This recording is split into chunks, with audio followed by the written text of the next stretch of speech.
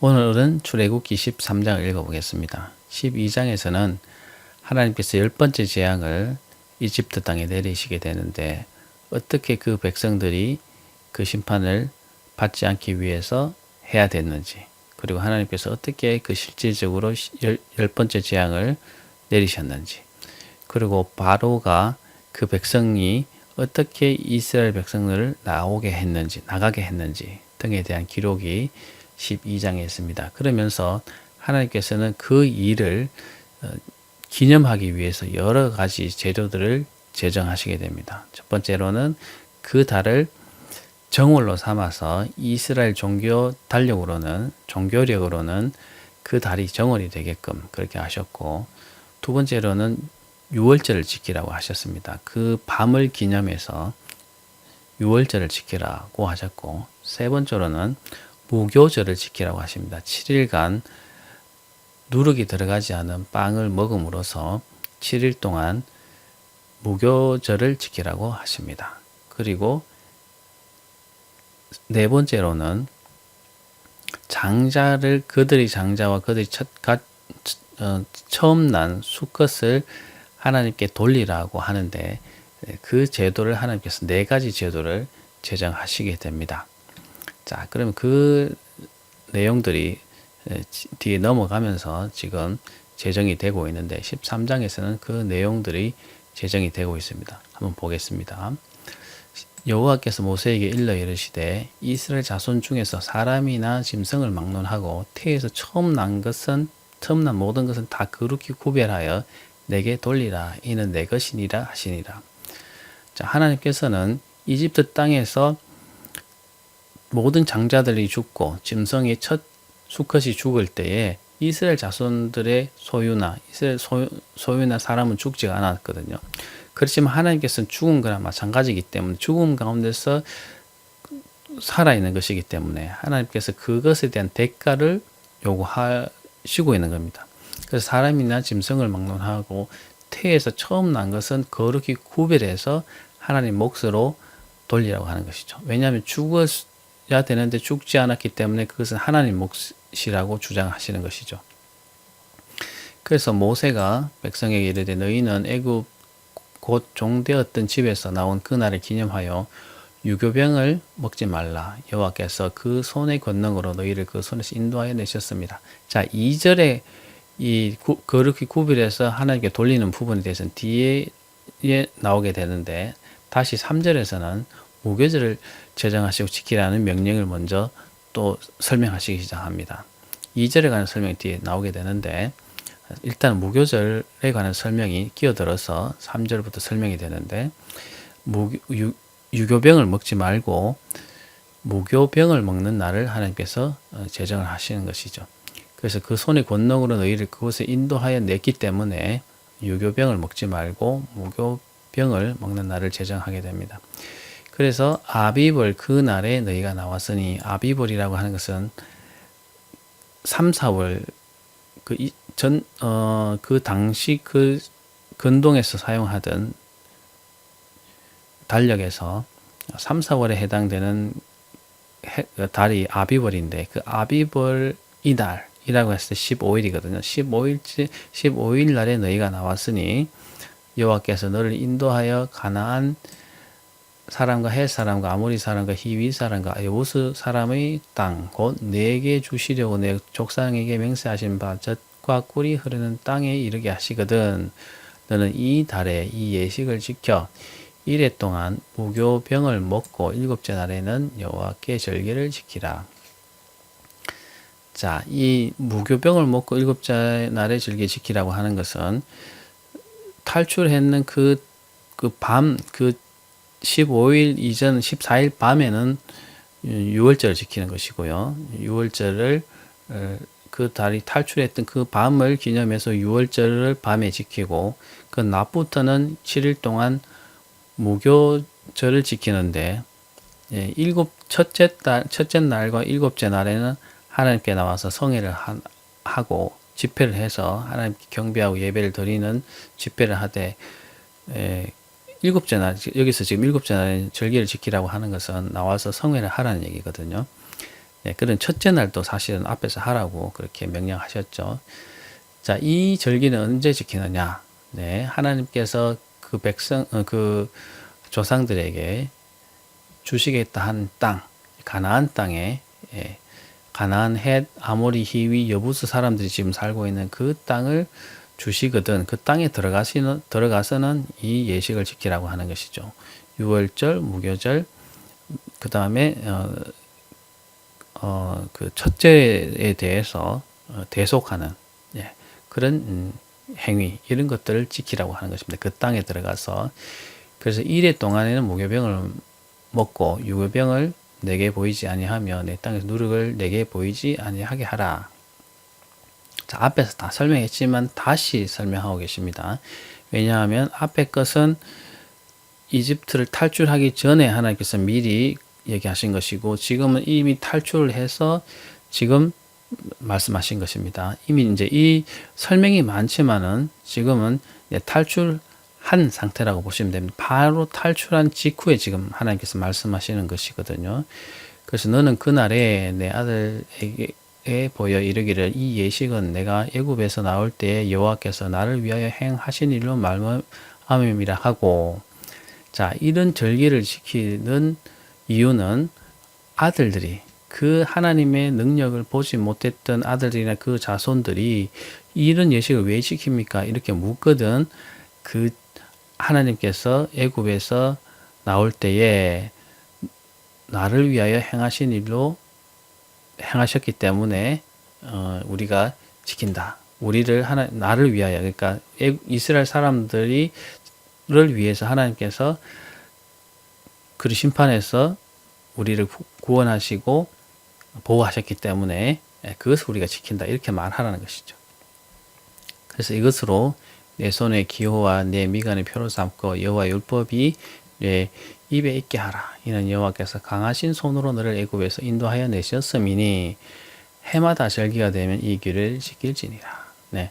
손에도 그런 이런 말씀들을 적어서 표시를 하고 미간에는 상자 같은 것을 이렇게 이마에 있죠. 거기에 이렇게 담아서 말씀을 담아서 이렇게 띠처럼 해서 이마에 장식처럼 이렇게 하고 다녔는데 거기에는 율법을 넣어 가지고 이렇게 하라는 것이죠.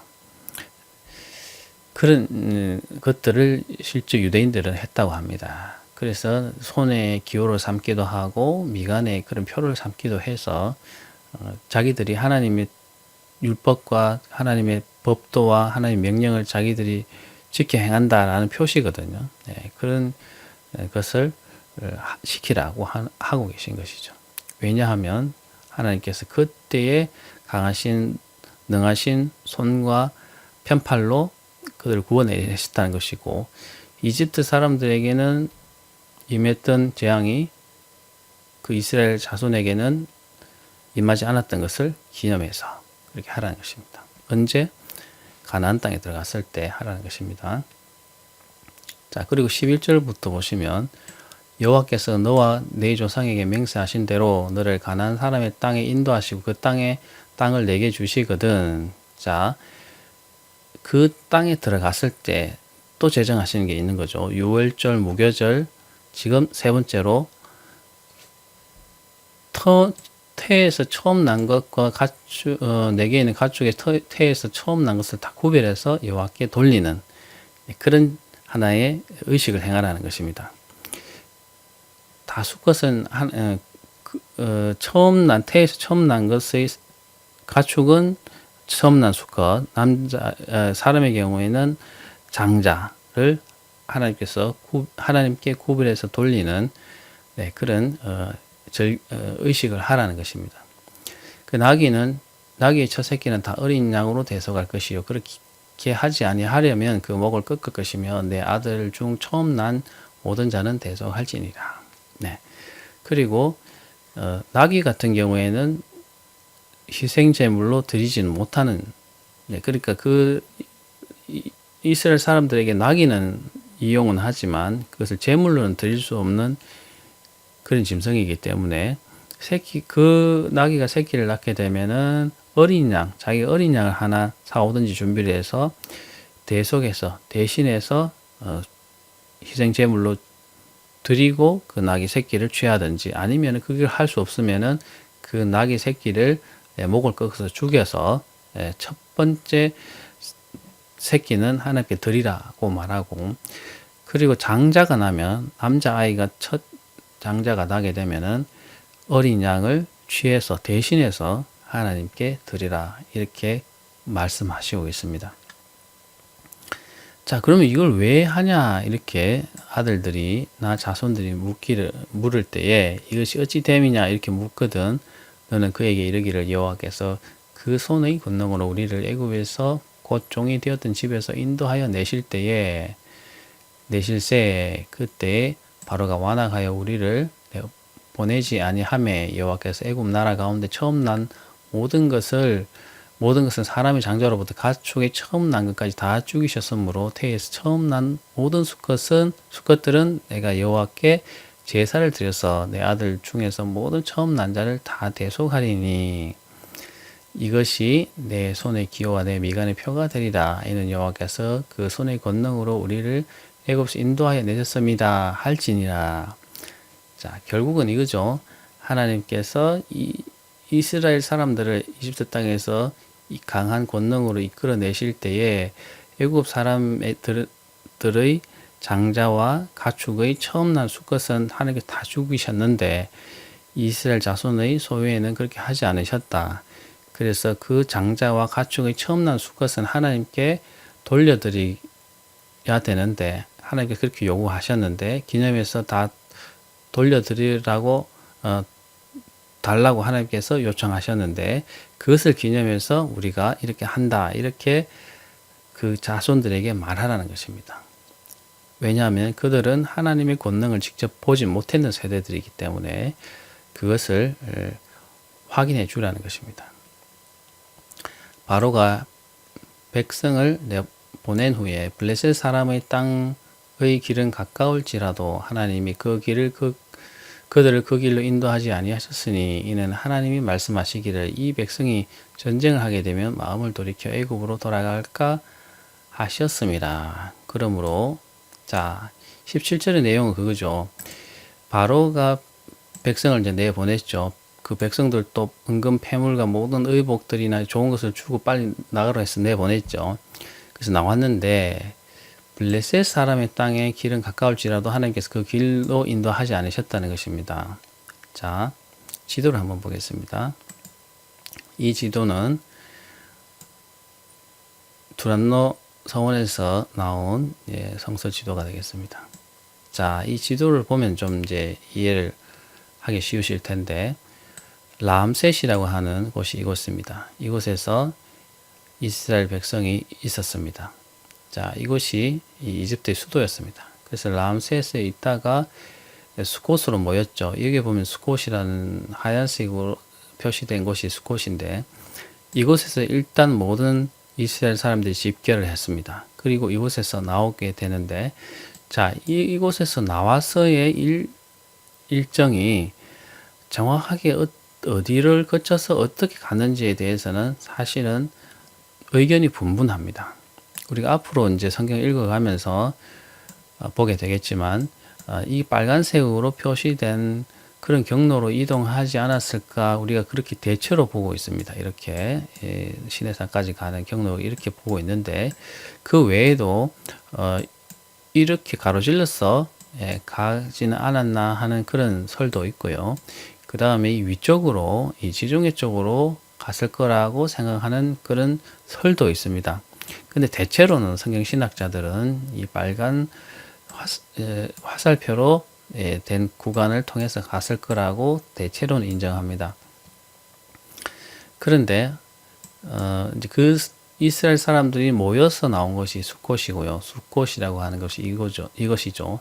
그런데 보시면 방금 우리가 읽은 곳에서 블레셋 사람들의 사는 곳을 지나가지 않게 하기 위해서 하나님께서는 이 길로 가지 않았다고 하시죠. 왜냐하면 블레셋 사람들이 너무나 강한 사람들이기 때문에 겁을 먹고 다시 이집트로 돌아갈까 싶어서 블레셋 사람들이 점령하고 있는 그 땅은 지나지 않았다고 합니다.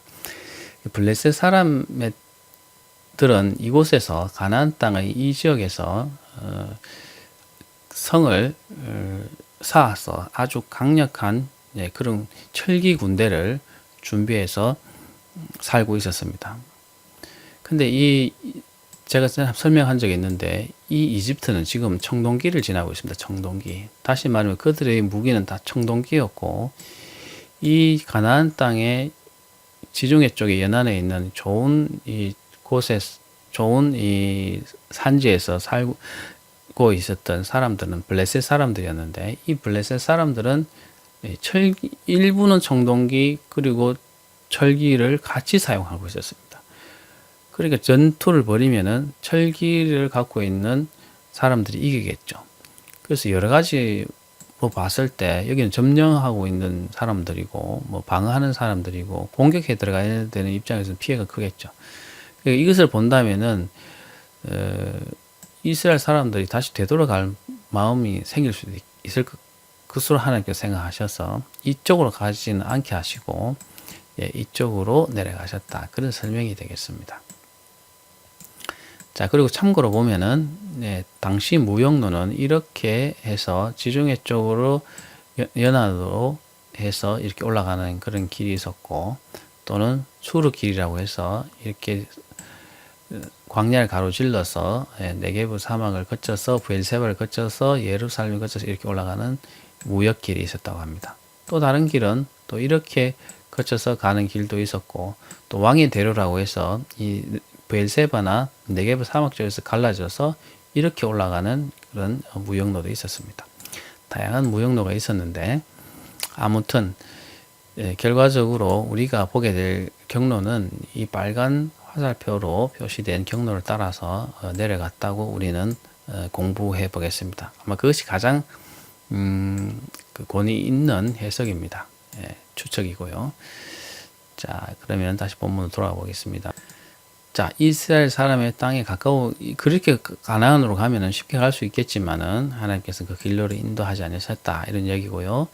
18절 보면 그러므로 하나님이 홍해의 광야 길로 돌려 백성을 인도하심에 이스라엘 자손이 애굽 땅에서 대의를 지어 나올 때에 모세가 요셉의 유고를 가졌으니 이는 요셉이 이스라엘 자손으로 단단히 맹세하게 하여 이르기를 하나님이 반드시 너희를 찾아오시리니 너희는 내 육을 여기서 가지고 나가라 하였음이더라.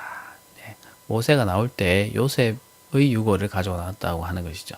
요셉을 통해서 가나안에 있던 야곱의 가족이 다 내려와서 정착하게 됐거든요. 그래서 430년 만에 나올 때 그 요셉의 유언을 그 맹세하게 하신 그 후손들에게 맹세하게 하신 그 맹세를 기억해서 요셉의 유고를 가지고 나왔다는 것이죠. 미라 상태로 있던 요셉을 가지고 나오게 됩니다. 나중에 그 가족의 매장지에 묻히게 됩니다. 자, 가지고 나왔다. 기억해서 가지고 나왔다 하는 것이고요. 그래서 그들이 숫곳을 떠나서 광야 끝 에담의 장막을 치니 여호와께서 그들 앞에서 가시며 낮에는 구름 기둥으로 그들을 인도하시고 밤에는 불 기둥을 그들에게 비추사 낮이나 밤이나 진행하게 하시니 낮에는 구름 기둥 밤에는 불 기둥이 백성 앞에서 떠나지 아니하니라. 자, 지도를 다시 보면 이것이 숫곳이죠. 숫곳인데 에담이라는 곳이 어딘지는 잘 모릅니다. 그런데 사막의 끝이라고 했는데 사막의 끝, 자 보시면은 광야의 끝 에담의 장막을 쳤다라고 하죠. 숫곳을 떠나서 그쳤다고 하죠. 자, 숫곳에서 이스라엘 사람들이 다 모여 있다가 이제 떠나서 어딘가에 이제 그 수경지가 나오겠죠. 모여서 이제 거했던 곳이 있는데 그것이 이제 광야의 끝이라고 했으니까 이 광야라고 했을 때는 아마 이 수르 광야를 말하는 것 같습니다. 왜냐하면은 나와서 어디 멀리 가지는 않았을 것이고 어느 제일 가까운 곳으로 가까운 광야의 끝에 있었던 곳이라고 하니까 이 어둠에쯤에 아마 처음 그들이 텐트를 치고 머물렀던 지역이 이 수르 광야의 끝인데 이 끝이 에담이 어딘지는 정확히 알 수는 없습니다. 아마 이 끝일 수도 있고 이 끝일 수도 있고 그런데 어쨌든 에담이라는 곳이 어딘지는 정확히 모르니까 광야의 끝에 어둠이 있었다는 것은 기록에 있으니까 정확히 위치는 우리가 가늠할 수 없지만 에담이라는 곳에 머물렀다 그것이고요. 자, 그 다음에 우리가 이제 한번 생각해 봐야 될 것은 구름 기둥과 불 기둥에 관한 것입니다. 자, 여러분 구름 기둥과 불 기둥이 그 이스라엘 백성들을 인도했다고 할 때 그 앞에서 구름 기둥과 불 기둥이 계속 하늘까지 뻗어 있는 그 기둥이 계속 같이 진행했겠는가? 아니면 그것이 자연현상인가? 아니면은 완전히 그 자연현상을 무시한 하나님의 초자연적인 어떤 그런 현상으로서 낮에 봤을 때는 구름이 모여 있는 것이 연기가 나는 것처럼 그렇게 보이는 것 보이고 그 다음에 밤에는 그 안에 낮이기 때문에 그 안에 있는 불은 보이지 않으실 텐데 어두운 밤이 되면은 그 안에 불이 보여서 불기둥으로 보이는 그런 형태였거든요. 그러니까 기둥은 하나인데 낮에 볼 때는 구름 기둥을 보였고 밤에는 구름이 안 보이니까 불기둥으로 보였다 이런 얘기인데 그런 초자연적인 그런 형태로 하나님께서 구름 기둥, 불 기둥으로 그들과 함께 하셨을까? 아니면 무언가 다른 자연적인 현상이 돼 하나님께서 관여하셔서 그것이 늘 그 주변에서 일어나게 하셔서 구름 기둥, 불 기둥으로 보이게 하셨는가? 그건 우리 사실 정확히 잘 모릅니다. 저는 사실 전자 쪽을 지지하는 편이지만 그러나 정확히 어떤 현상으로 인해서 구름 기둥, 불 기둥이 이스라엘 사람들에게 계속적으로 따라다녔는가 하는 것은 사실은 우리가 정확히는 모르는 사실입니다. 아무튼 이스라엘 사람들이 느끼기에는 그런 현상들이 초자연적인 것이고 그것이 이스라엘 사람들이 가는 곳으로 계속 따라다녔기 때문에 그것이 하나님의 임재를 그들이 느낄 수 있었고 그것이 구름 기둥과 불 기둥의 형태로 이스라엘 사람들이 확실히 볼 수가 있었다는 것이죠. 예, 이스라엘 사람들은 인도하는 것을 그들은 확신하는 그런 현상으로 받아들였다는 것이죠.